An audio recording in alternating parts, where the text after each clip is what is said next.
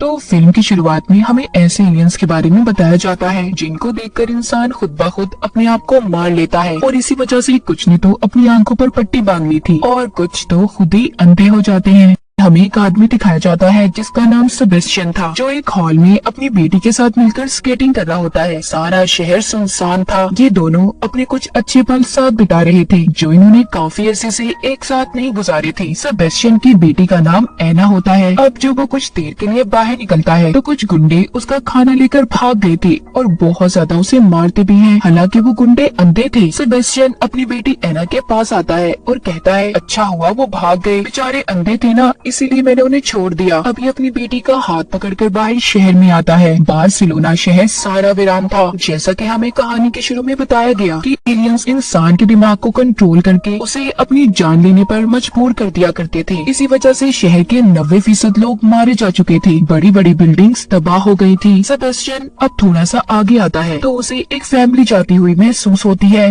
वो देख तो नहीं सकता था क्योंकि उसने अपनी आंखों पर पट्टी बांधी हुई थी। जो फैमिली जा रही थी उन्होंने भी अपनी आंखों पर पट्टी को बांधा हुआ था। सेबेस्टियन उस फैमिली से कहता है, देखो मैंने कल से कुछ नहीं खाया, मैं बहुत अकेला हूँ। उस फैमिली का लीडर कहता है, ये तुम्हारी प्रॉब्लम है, अभी हम यहाँ पर किसी पर भी भरोसा नहीं कर सकते। तभी सेबेस्टियन उन्हें बताता है, मैं इंजीनियर हूँ और मुझे पता है जनरेटर कहाँ पर है। दरअसल हुआ कुछ यूँ था, बार्सिलोना शहर में बहुत ज्यादा ठंड थी और इसीलिए सबको गर्म होने के लिए अपने कमरों में बिजली की जरूरत थी। उस फैमिली के पास कोई और रास्ता भी नहीं था, तो इसीलिए वो सेबेस्टियन को अपने साथ मिलाकर अपनी खुफिया जगह पर ले आए थे जो कि बस का एक कारखाना था। वहाँ पर और भी बहुत से लोग मौजूद थे जिनमें डॉक्टर, इंजीनियर्स, बहुत से लोग शामिल थे। सेबेस्टियन की आंख पर चोट लगी हुई थी जो उस वक्त लगी थी जब इसे अंधे गुंडों ने मारा था। वहाँ पर एक लेडी डॉक्टर उसका इलाज करती है और उसकी चोट में टांके लगाती है। सेबेस्टियन उस लेडी डॉक्टर से पूछता है, यहाँ पर और कितने लोग रहते हैं? वो बताती है, मुझे मिलाकर यहाँ पर 6 लोग रह रहे हैं। अब रात हो चुकी थी, सभी मिलकर खाना खाते हैं। वहाँ पर एक आदमी था जिसने अपनी आंखें जाया कर दी थी, यानी कि वो खुद ही अंधा हो गया था। वो यहाँ पर सबको अपनी कहानी सुनाता है। कहता है कि शहर में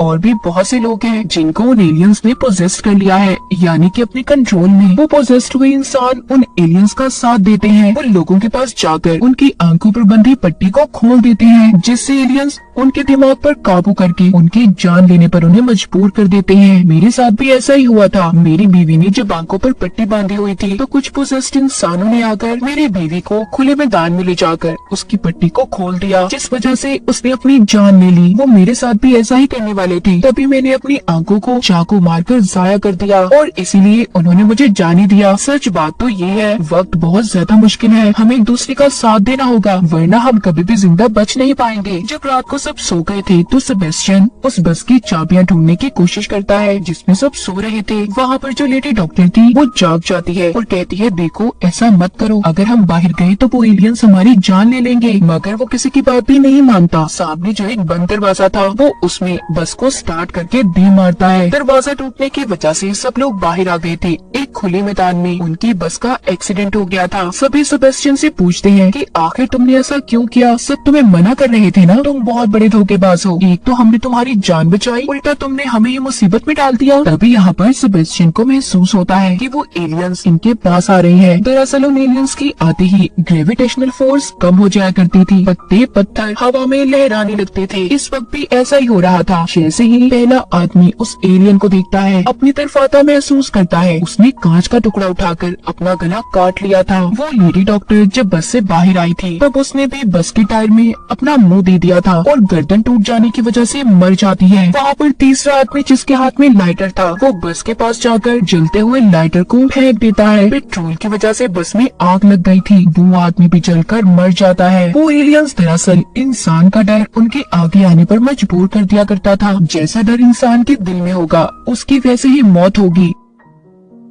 हम उन लोगों की आत्माओं को रोशनी की सूरत में आसमान पर जाते हुए देखते हैं। यहाँ पर हमें ये भी पता चलता है कि सेबेस्टियन की बेटी एना, जो असल में नहीं बल्कि सिर्फ उसके ख्यालों में थी, उसकी बेटी तो बहुत पहले मर चुकी थी। सेबेस्टियन का मानना ये था कि वो अगर ऐसे ही लोगों की जान लेगा, उनकी आत्माओं को गॉड के पास भेजेगा तो गॉड उससे खुश हो जाएंगे, जिसके बाद वो उसे उसकी बेटी और मरी हुई वाइफ वापस कर देंगे। इसके बाद हमें यहाँ से कहानी 9 महीने पहले की दिखाई जाती है कि ये तबाही शुरू कैसे हुई थी। सेबेस्टियन सेबेस्टियन जो कि एक दिन पावर प्लांट पर काम कर रहा था, वो पेशे से इंजीनियर था। अचानक से उसे खबर मिलती है कि पावर प्लांट पर कुछ मजदूरों ने कूदकर अपनी जान दी। उसे कुछ समझ नहीं आता। वो जल्दी से अपने ऑफिस पहुंच गया था, जहां पर वो जब टीवी पर खबर सुनता है जिसमें बताया जा रहा था कि शहर में एक अफरा तफरी मच चुकी है, लोग अपनी जान दे रहे हैं। ऑफिस में भी फोन की घंटियों पर घंटियां बज रही थी। किसी का भाई मर गया था तो किसी की मॉम। सेबेस्टियन को भी अपनी वाइफ की कॉल आती है जो कह रही थी कि एना अभी स्कूल में ही है, तुम्हें जल्दी उसे जाकर लाना होगा। मैं गाड़ी लेकर घर से निकल रही हूँ, हमें इस शहर को जल्द से जल्द छोड़ना है। खबर सुनकर सेबेस्टियन हैरान हो गया था। वो किसी भी तरह यहाँ से निकलने की कोशिश करता है। तभी वो देखता है उसके आसपास के लोग जिन्होंने उस एलियन स्पीशीज को देख लिया था, वो अपनी जाने ले रहे थे,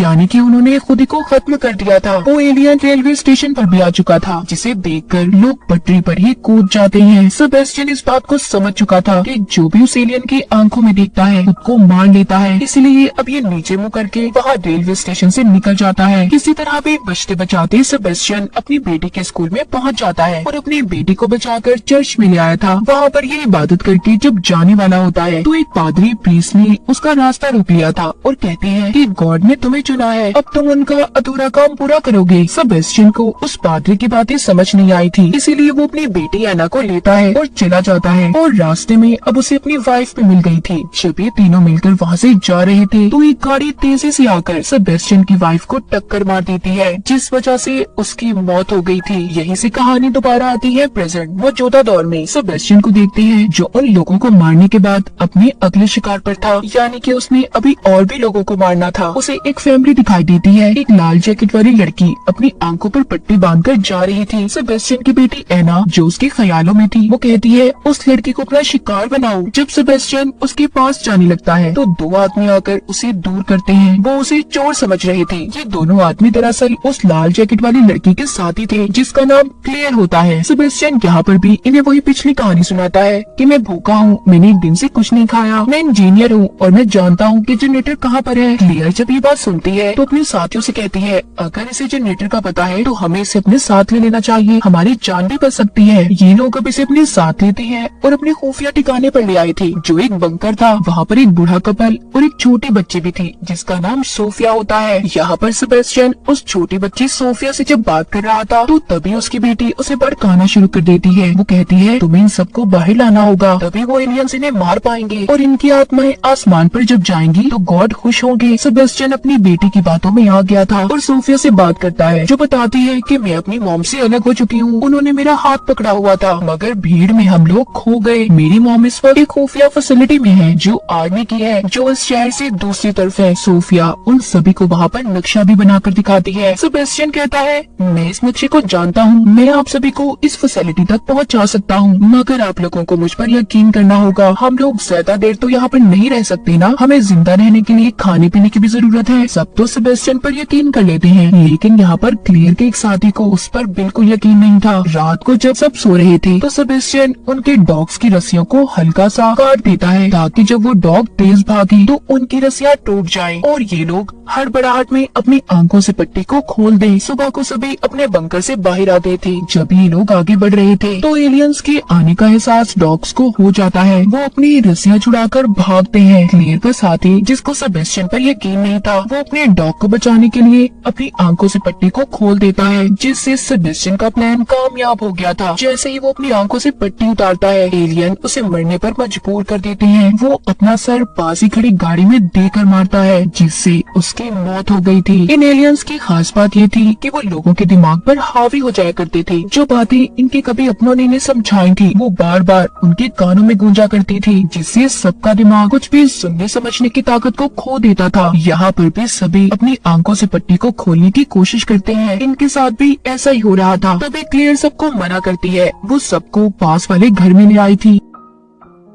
सोफिया जो बहुत ज्यादा डरी हुई थी, सेबेस्टियन उसे अपनी बेटी एना का लॉकेट देता है। क्लेयर यहाँ पर अपने साथी के साथ सोचती है कि जब सभी अपनी जान बचाने की कोशिश कर रहे थे, चीखो पुकार थी, तब मैंने सेबेस्टियन की आवाज को नहीं सुना और मैंने उसके सर पर लगे टांगों को भी देखा है। इसका मतलब वो पहले किसी ग्रुप के साथ रह चुका है। उधर ही उस बूढ़े कपल में से हस्बैंड को भी हाथ पर डॉग ने काट लिया था, इस वजह से उसके हाथ से खून निकल रहा था। ये उस घर में दवाइयों को ढूंढने लगते हैं। जब क्लेयर का साथी ऊपर जाता है तो सेबेस्टियन ने चला चालाकी से उसकी आंखों से पट्टी को खोल दिया था और एलियन खिड़की से आकर उसे भी मार देता है और नीचे आकर उसने सभी से झूठ बोल दिया था कि ऊपर एलियन है, हमें जल्दी यहाँ से निकलना होगा वरना वो हमें भी मार देगा। ये नहीं लेकर यहाँ से भी निकल जाता है। बाहर जाते ही उस बूढ़े कपल में से हस्बैंड की हालत बहुत ज्यादा खराब हो गई थी, उससे चला भी नहीं जा रहा था। उसकी वाइफ उसके पास आती है, वो दोनों वहीं पर रुक गए थे। वो क्लेयर और सेबेस्टियन से कहते हैं कि तुम लोग जाओ, हम यहीं पर रुकेंगे, वैसे भी हमारी उम्र हो गई है, अगर हम मर भी गए तो कुछ नहीं होगा। वो दोनों मरने से पहले एक दूसरे को देखना चाहते थे। जैसे ही वो अपनी आंखों से पट्टी को हटाते हैं, एलियंस ने आकर उन्हें भी मार दिया था। इधर सेबेस्टियन सोफिया और क्लेयर को बचाकर एक घर में ले आता है। यहाँ पर बार बार रहना उसके ख्यालों में आकर यही कह रही थी कि बस 2 और डैड, आपको 2 और लोगों की जान लेनी है, इनकी आंखों से पट्टी को हटा दो, ये मरेंगे तभी तो हम मिल पाएंगे। मगर सेबेस्टियन छोटी बच्ची सोफिया की आंखों से पट्टी को नहीं हटा सकता था। इसी दौरान वो अपने दिमाग को काबू में ले आता है। उसे समझ आ गई थी कि जो कुछ भी वो कर रहा है सब गलत है। अब यहीं से कहानी 8 महीने पहले की दिखाई जाती है। सेबेस्टियन की वाइफ की मौत और उस हादसे के बाद शहर की आबादी 50% खत्म हो गई थी। सब लोगों ने खुद को अपने घरों में बंद कर लिया था। इसी दिन अजेना का बर्थडे भी था। वो अकेली घर पर होती है। सेबेस्टियन अपनी बेटी के लिए केक लेकर आया था, तभी वो प्रीस्ट उनके घर पर आ जाता है, जो उसे पहले चर्च में मिला था। वो गॉड का चुना हुआ इंसान था। वो कहता है अब तुम्हारी बारी है।